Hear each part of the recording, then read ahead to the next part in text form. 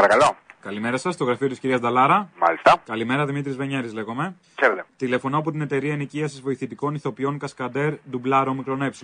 Μάλιστα.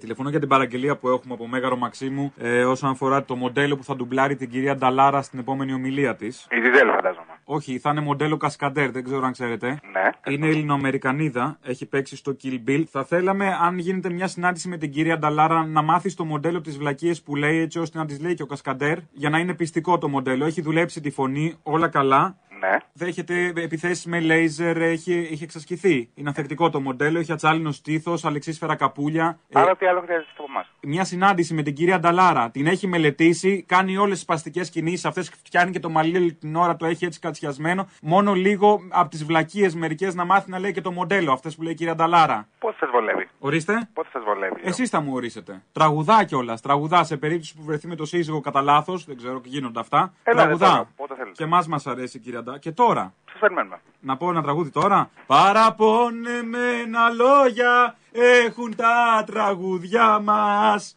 Αφού τα δικό μαζί το ζούμε μέσα από τη γκούνια μας.